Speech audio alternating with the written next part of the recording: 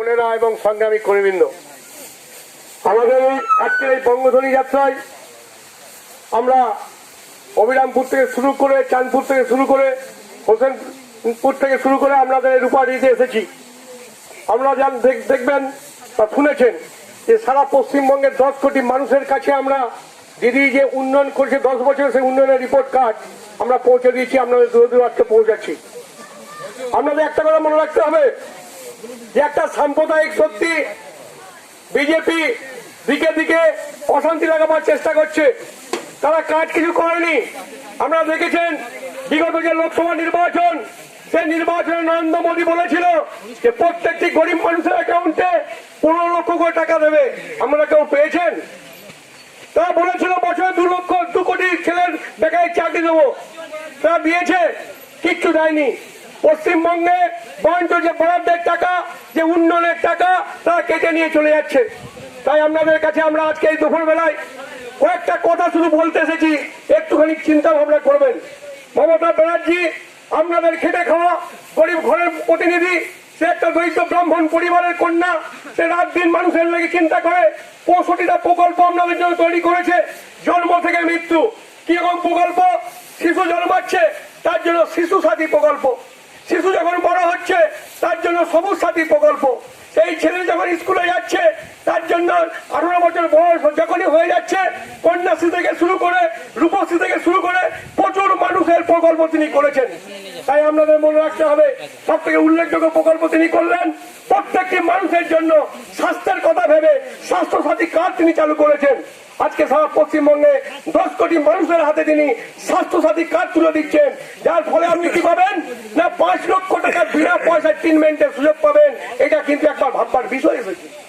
আপনাদের কয়েকটা কথা আপনাদের বলে দিই, যে চাল আপনারা বিনা পয়সায় পাচ্ছেন মমতা দিদি দিচ্ছে। মমতা দিদি যদি না থাকে খাদ্য সাথী থাকবে না, ওই চালটি পাবেন না। মমতা ব্যানার্জি যদি না থাকে আপনার ছেলে যে সবুজ সাথী সাইকেল চাপছে, সেই সাইকেল থাকবে না, বন্ধ হয়ে যাবে। মমতা যদি ক্ষমতায় না থাকে তাহলে বাংলা জয় বাংলা ভাতা যে শিডিউল কাস্ট ভাইদের জন্য করেছে, শিডিউল কাস্ট তপশিলীদের জন্য করেছে, জয় বাংলা আদিবাসীদের জন্য করেছে জয় জোহার, এই ভাতাগুলো সব বন্ধ হয়ে যাবে। স্কুলে আপনার মেয়েটি পড়ছে, কন্যাশ্রী পাচ্ছে, যখন সে বড় হচ্ছে তার বিয়ে দেওয়ার জন্য আপনি দেখুন অনেক বাবা মা আছে 1 পয়সা মেয়ের বিয়ের জন্য জমা দিতে পারে না, কিন্তু আমাদের দিদি আপনার মেয়ের জন্য 25,000 টাকা বরাদ্দ করছে রূপশ্রী প্রকল্পে। এগুলো ভাবতে হবে। মমতা ব্যানার্জি যদি আগামী দিনে ক্ষমতা থেকে সরে যায়, ওই বিজেপি জয় শ্রীরাম বললে আপনার পেট ভরবে না, জয় শ্রীরাম বললে আপনার ছেলে সাইকেল পাবে না, জয় শ্রীরাম বললে খাদ্য সাথী থাকবে না, জয় শ্রীরাম বললে বিনা পয়সায় স্বাস্থ্যসাথী থাকবে না। এটা কিন্তু আপনাদের ভাবতে হবে।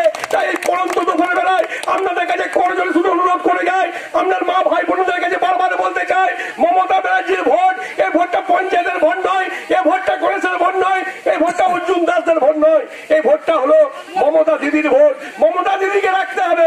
মমতা দিদি থাকলে এই প্রকল্পগুলো থাকবে, মমতা দিদি থাকলে আপনি সুযোগটা পাবেন, মমতা দিদি না থাকলে সমস্ত প্রকল্প বন্ধ হয়ে যাবে। ওই জয় শ্রীরাম বলে ঘরে বসে থাকবেন, আপনার দুদিকে মুখ পাকিয়ে কেউ তাকাবে না।